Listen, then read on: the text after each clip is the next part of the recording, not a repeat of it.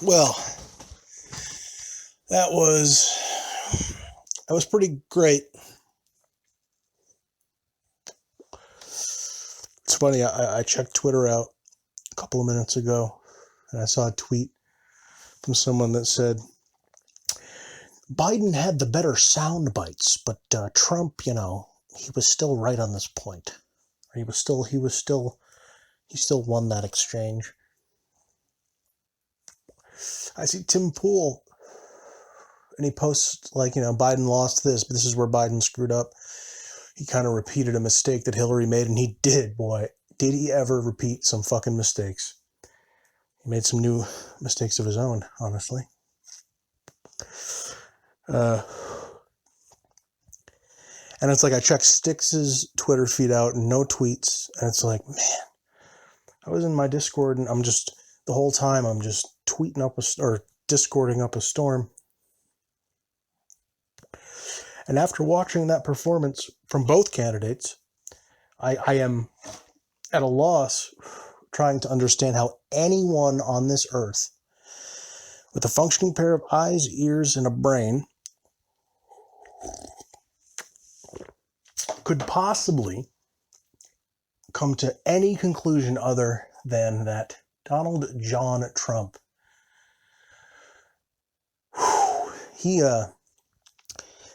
man, that was an amazing debate. The whole time, from the very beginning, Trump spoke like a human being, and Biden spoke like a politician. Biden spoke like a lizard person, a sociopath, a guy, a career criminal, which is what he is, as we now know. And Trump spoke like a man. Trump spoke like a human being, like he does. The reason he won the election, the reason I'm almost certain he's going to win this next election, although I will eat my crow if I'm wrong on that. This prediction, I mean, honestly, I don't feel very, sophisticated for having this prediction. I mean, it's kind of obvious at this point. Then again, like I said, it's a lot of confidence, and I might have to eat my crow on election or the day after election night. But like I said, I am confident. So like I said, from the very beginning, Trump was, the whole time I would say he was presidential. They changed the rules. My fucking light keeps going out, and I have to fucking touch it to get it to retain its connection. It's fucking annoying. The whole time, they changed the rules so that they could mute the microphones, which would allow each candidate to have 2 minutes of uninterrupted speaking time, and then they were each given some opportunities to respond to one another, which there was a little bit of crosstalk, but really barely anything, especially compared to that first debate. And the whole time, while Trump's mic was muted and Biden was given his allotted time, Trump stayed, pretty much like 99.9% of the time, much like the coronavirus death rate, he was silent. And he was, he was dignified, or, he wasn't acting like his usual Trumpy self and interrupting and going apeshit. And, the whole time, silent during Biden's time, unloading both goddamn barrels during his time. And, multiple times he asserted himself when the moderator was trying to pivot, as Trump was just one of the many, many instances. And this is why I can't understand how Styx and Tim Pool and all these people aren't just tweeting like, oh, he's got this in the bag at this point. I don't understand how anyone doesn't see what happened tonight. One of the many, many instances of Trump just dish-ragging this old man, much like he did in the first debate, but in a much more calm, like I said, presidential way. The moderator would try to pivot and change the subject and go on to the next question. And a couple of times Trump asserted himself and said he was, and kind of finished his statement and did not allow the moderator to dictate the conversation. And I'm curious if tomorrow the media is going to harp on one particular instance of like the two that this happened, 2 or 3 maybe at the most that this happened, where he like really kind of asserted himself and the moderator was really trying to move on and he wouldn't let her. And I'm sure people are going to say, oh, he was a misogynist and he was mansplaining. I'm sure that's going to happen because that's all they fucking have. There's nothing. They got nothing. They got fucking nothing from this debate. So I'm very curious to see how they're going to try to spin this tomorrow. and if you won't start seeing some people on the left in the mainstream start to like defect because it was such a resounding victory on Trump's part.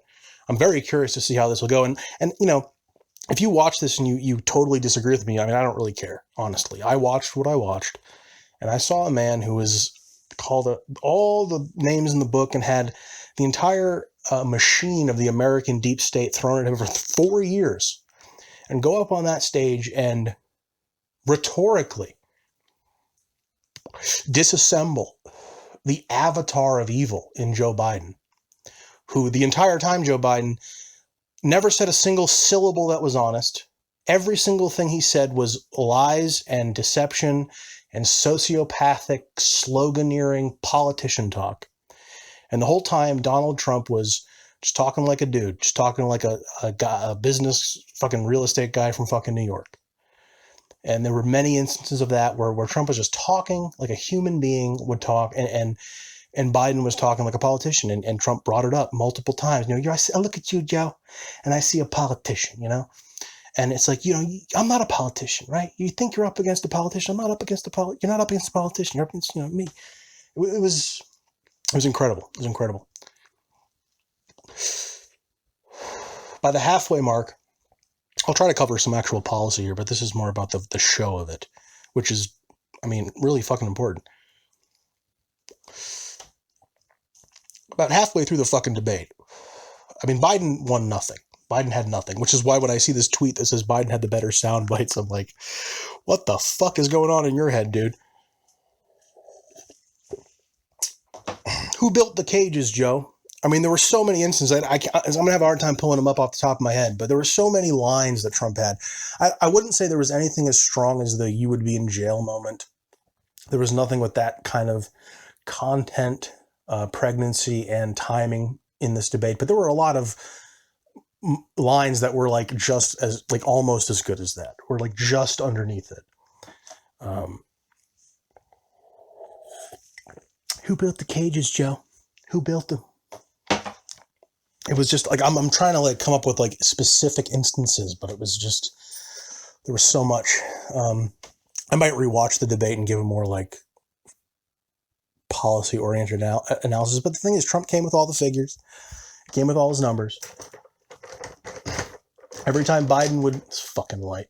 Every time Biden would say something about a policy of his not working, Trump would come back with a figure. And you have to understand, this is important because most people don't know what the figures are, don't know what the event. They just get their news from CNN, from MSNBC, from these places, maybe Fox. They're not high information, and that's the thing. This debate was the most important for independents and undecideds, right? Everyone up until this point knows who they're going to vote for. The only people that really matter are the undecideds. The bases are locked in. Even some of the fringes are locked in. Now you got to work with the independents and the undecideds who aren't really sure. And tonight, what Trump did was, for those people, he showed a human being on a stage who demonstrated that he had an understanding of the issues. He really did. He had an understanding of every issue that came up, and he had an answer for every one. He had an understanding of the issues. He was able to pull up the facts and figures that made his case, that supported his case, and that knocked down what Biden did. Biden got a couple of jabs here and there, like, I don't even know. I'm honestly trying to, there was one, literally a single, there was a single moment in the whole thing where I was like, okay, Biden kind of made a semi-point there, and Trump was kind of pivoting and not wanting to answer it and kind of went around it. And it was like, I can't even remember it. I'm not trying to like deceive. I literally just don't even remember it. I'm going to have to go back and rewatch this, and maybe, I think what I might do after this is rewatch it and then kind of give a commentary as it's playing, give a commentary. I might do that just to kind of like make sure that I'm touching on my bases here. But this is what I would say. You know, my takeaway was Trump was clearly the better human being in this. Biden was clearly not a human being. He was a sociopathic zombie. As I was saying, I kind of lost my train of thought earlier. Halfway through the debate, Biden lost. I mean, Biden lost within the first 10 minutes. It was over. And you know why? You know why it was over? Because Trump, as I said earlier, was talking like a human being and Biden was talking like a politician. So within the first 15 minutes, Trump was just commanding the room.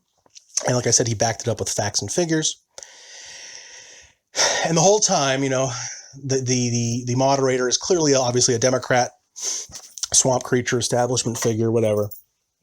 And she's a couple of times she delivered a couple of softballs to Biden, let him follow up, and gave him a little bit more time because Trump was doing so well that like Biden needed a little bit extra time. They padded it for him.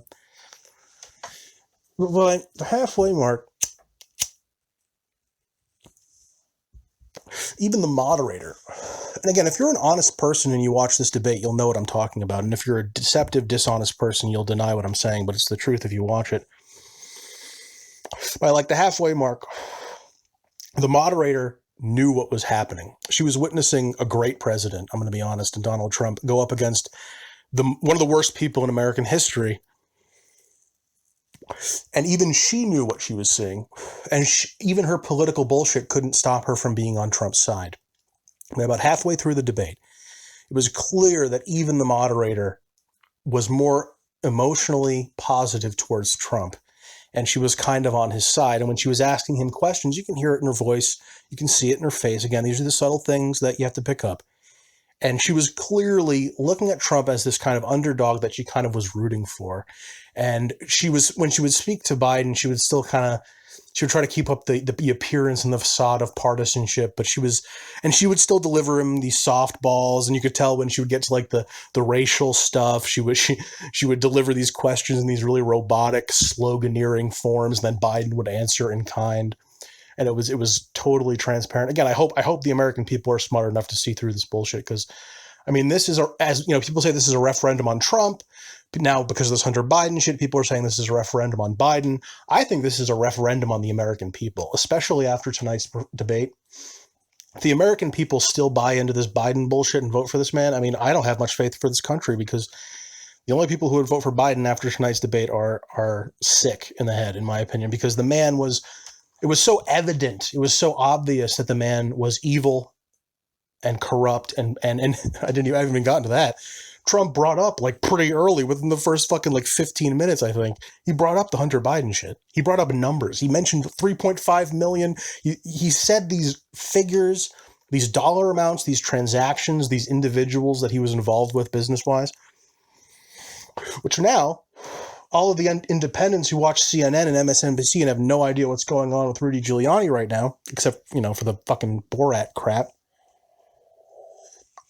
they're going to go online and they're going to look up this shit. Oh, he's got figures. Again, these people are not high information voters, right?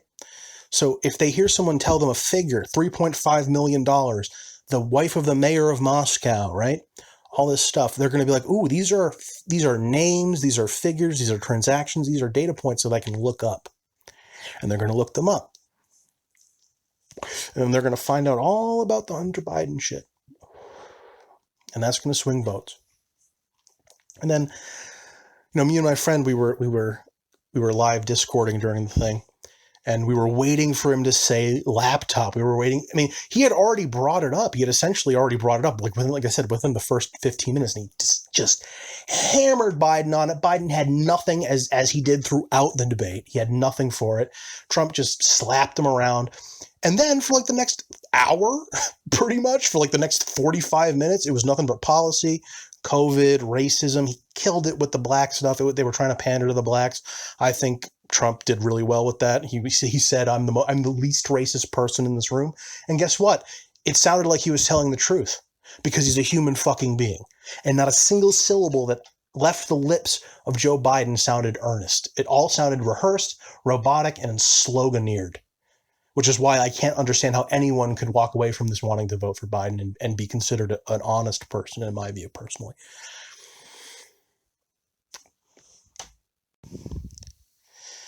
So there was this 45-minute period where they were just talking about policy, and Trump hadn't mentioned Hunter, hadn't mentioned corruption, hadn't mentioned the laptops at all. And then, like I said, after like 45 minutes of the shit, he then just launches into it. He says laptops. He says, you're corrupt, Joe. You're a corrupt politician, and I'm not. I came into this business and I closed down my bank accounts. Yeah, I have a bank account in China. I'm a billionaire real estate investor. I have a bank account in China. Are you going to answer for all of this shit that's coming out right now with Rudy Giuliani and these laptops? And he called him a corrupt politician. I see you here, Joe, and you're a corrupt politician. And it was a human being, a good person.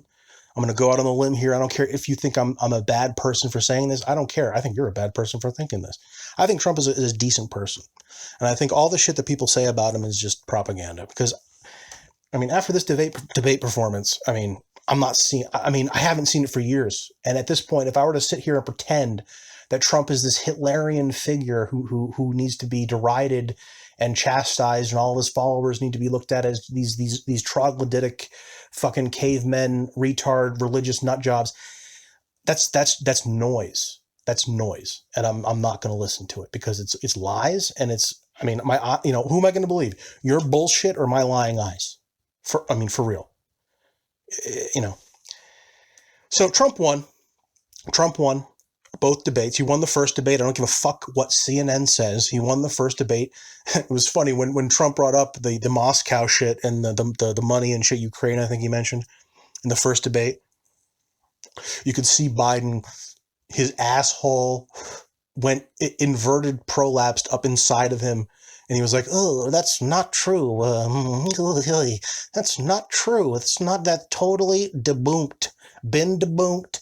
And it was like, when Trump brought that up and Biden reacted the way he did, that it was true.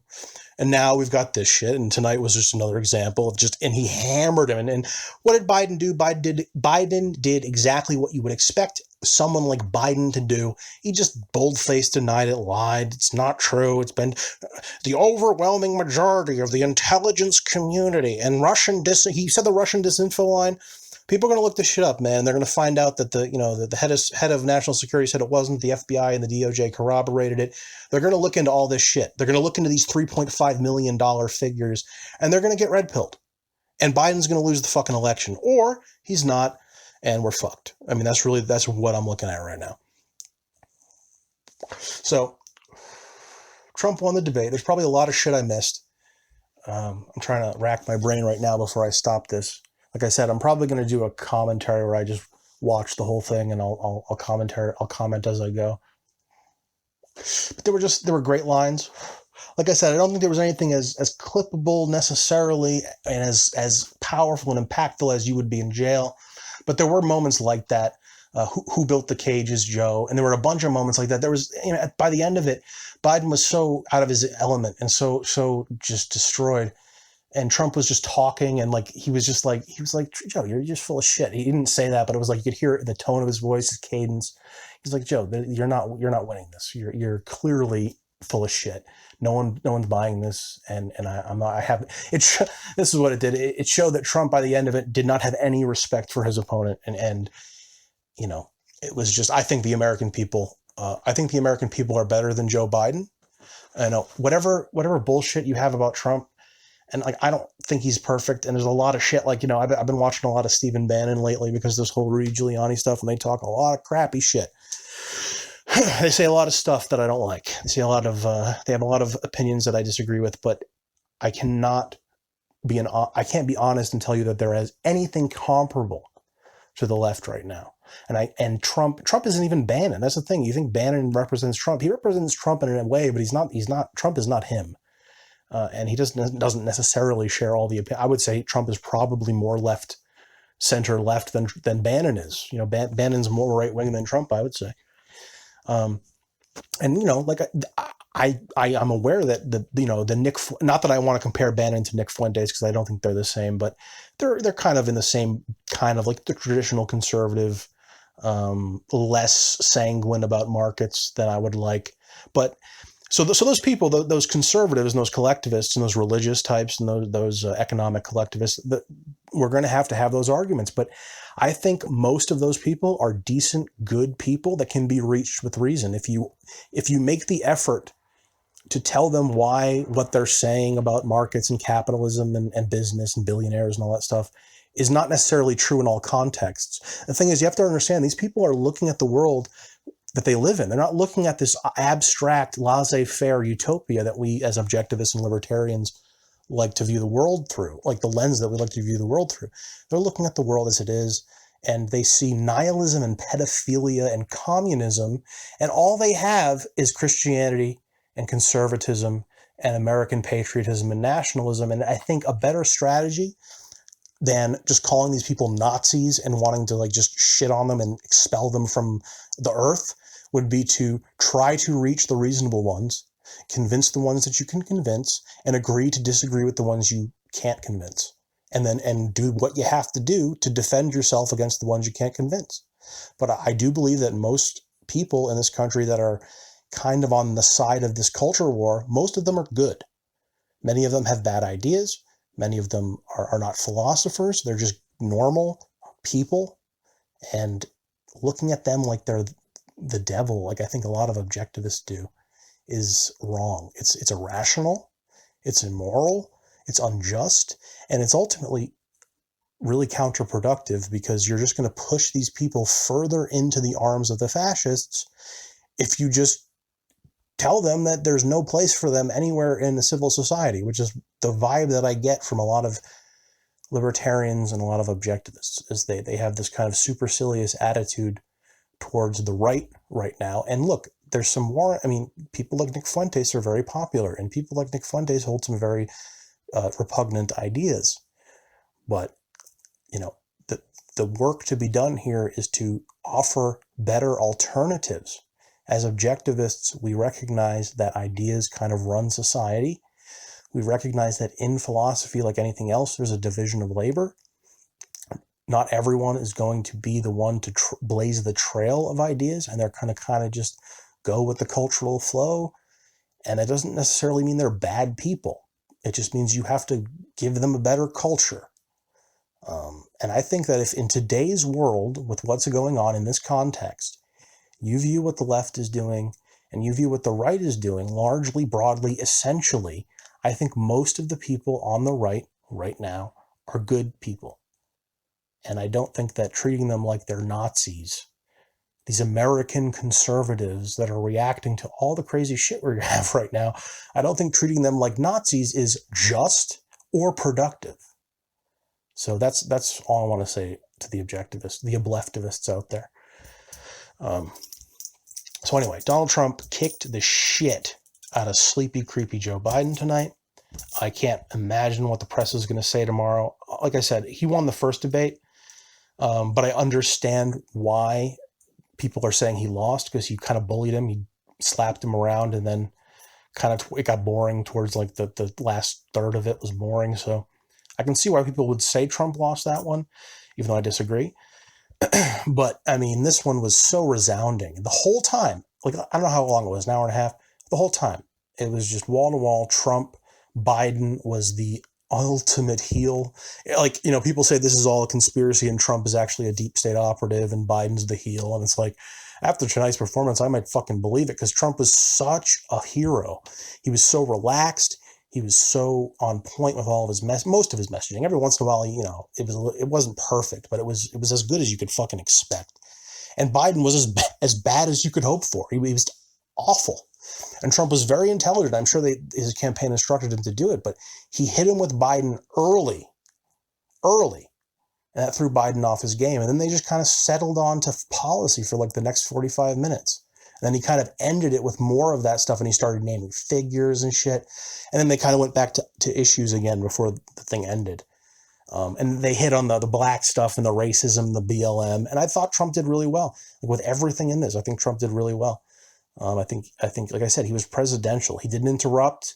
He was, I noticed this, he was talking like a beta Trump. There was definitely a conscious strategy on the part of Trump and his campaign for the beta soy boy Trump mode, because he was talking like a woman half the time, being very, very calm and nice. And he raised the pitch of his voice. And he was like, I'm just saying, you know, he was trying to be non-offensive, and he was trying to talk to the moderator and not be threatening and be very, very kind of, it was obviously conscious, but it was a good strategy. You know, like my friend who I was live tweeting didn't like it. He said he wasn't as fiery. I get I get my bro is a warrior, and I get why he didn't really like the debate as much as he otherwise would. But I think it was a 10 out of fucking 10 performance. I think Trump knocked it out of the park for what he had to do. What did he have to do?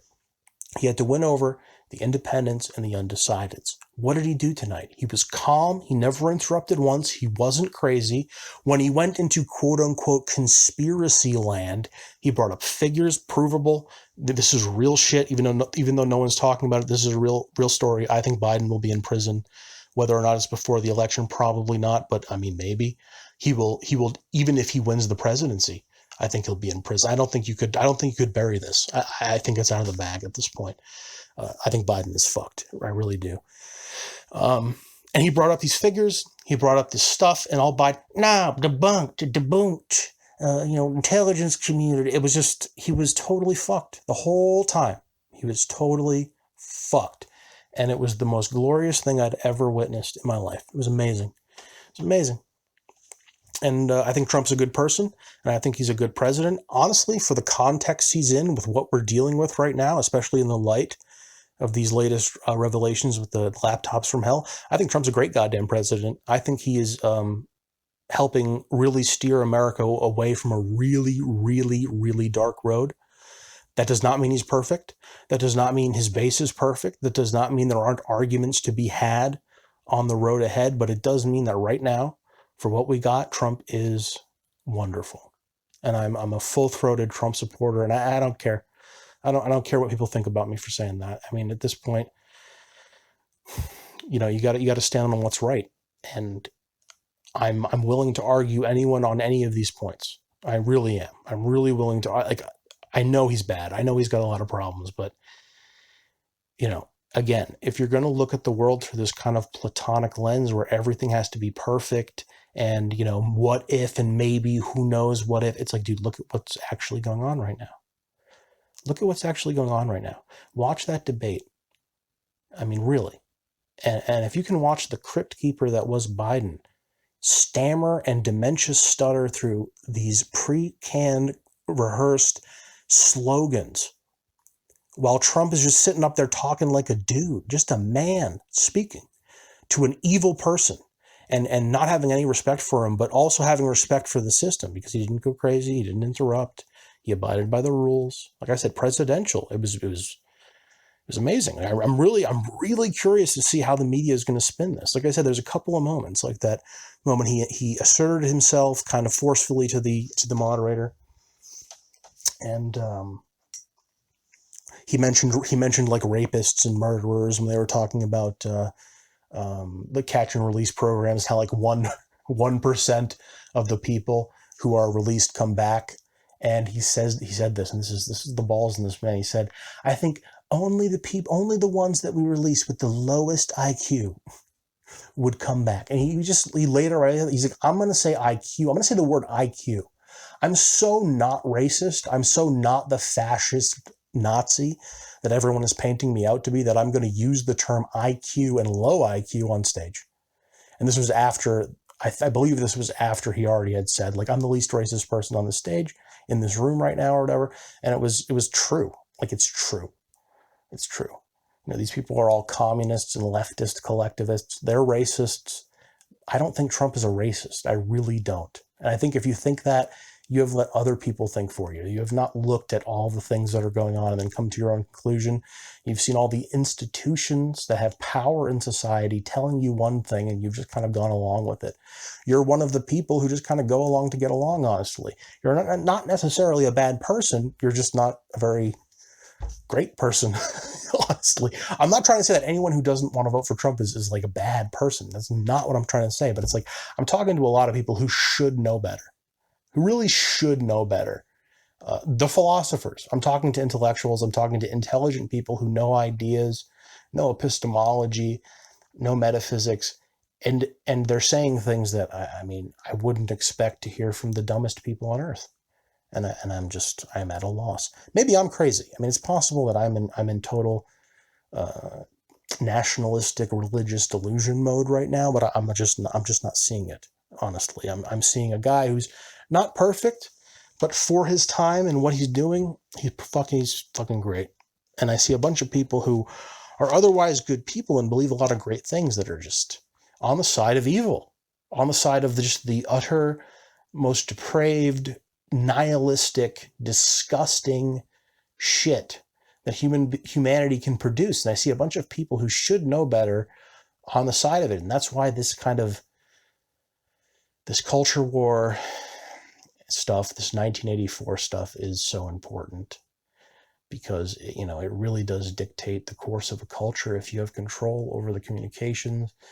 And I don't want the government involved in this shit. I understand antitrust is awful. I understand regulation is awful. I understand it gives power to the bureaucrats to control. I understand that's why we're in the situation we're in right now, is because the FCC regulates the television and news, and only a few conglomerate oligarchic firms can establish themselves, and now we have to deal with this alt tech stuff. I get it, but at the same time, it's like, okay, so Trump is a hammer.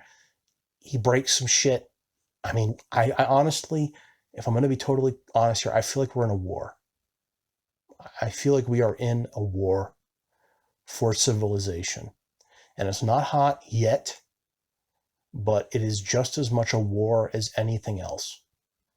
And if you're crying over the fact that some clumsy, inconsistent, non-philosophical, religious conservatives are doing some stupid shit in the face of what Joe Biden represents, it's like, get your head out of your ass. That's all I can say. And all right, I'm done. Trump won. He won both debates. This was the best performance I've ever seen a person give, given the context. President of the United States, election, re-election campaign, final debate up against the worst candidate in the history of mankind. One of the most evil. I'm sure Hillary and Obama probably have a lot of worse shit, but they're never, we're not going to get that. Maybe we will get it. Maybe everyone's going to jail in the next 4 years. That's my biggest hope, is that all these deep state swamp creatures get justice. Anyway, okay, so that's it. Trump won.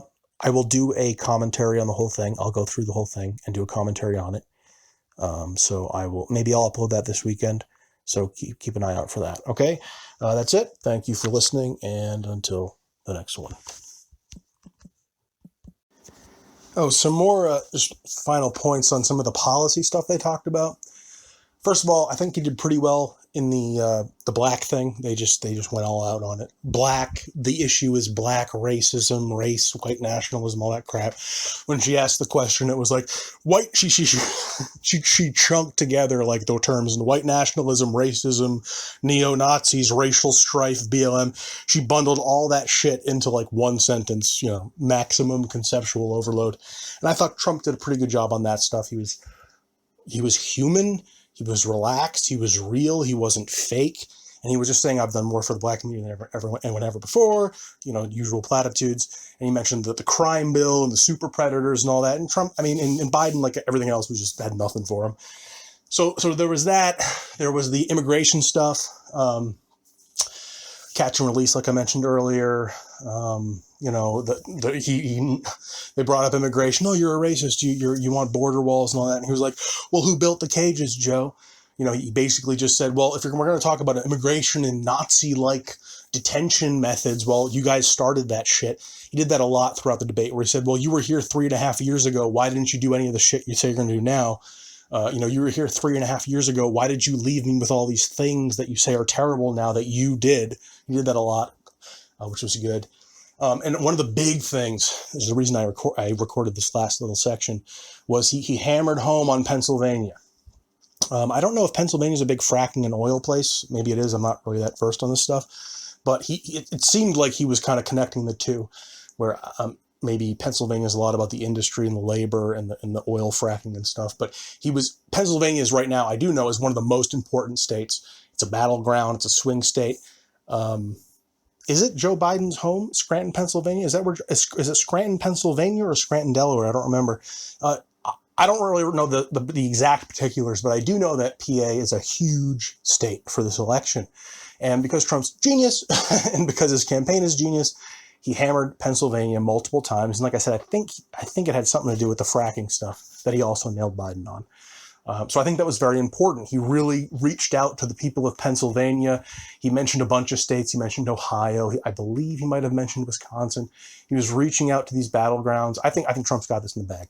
So anyway, that's all I wanted to mention was those little the Pennsylvania thing. He really hammered on the Pennsylvania, and I thought he did a really good job on that, given the race that he's currently in. So that's it. Thank you for listening, and until the next one.